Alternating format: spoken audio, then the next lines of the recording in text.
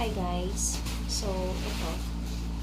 Meron akong dumating na parcel from TikTok.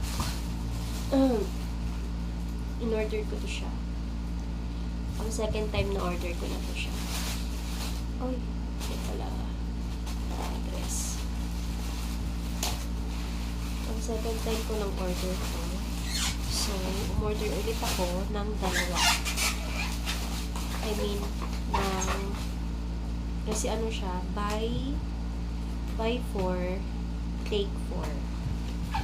So, dalawang ganun yung order ko.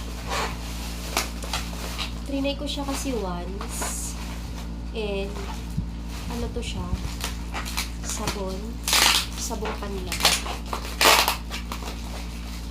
Trinay ko siya once. And, nagustuhan ko yung result. Ito, Shine Pro. Ayan, Shine Pro yung kanyang pangalan, yung kanyang brand.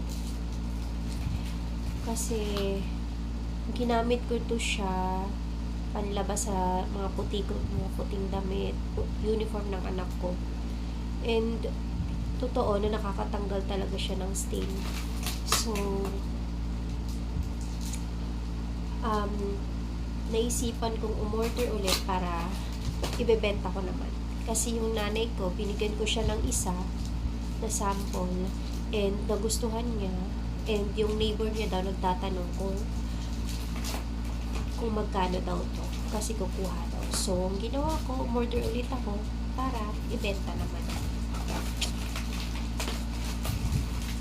By the way, itong dalawang ganito na to, dalawang pack, is 345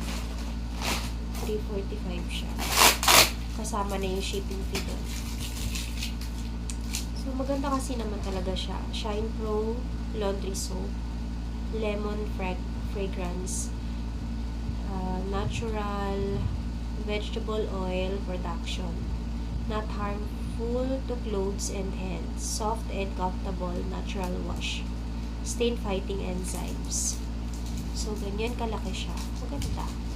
Marami siyang kulay. Bali, 4 na color siya. White.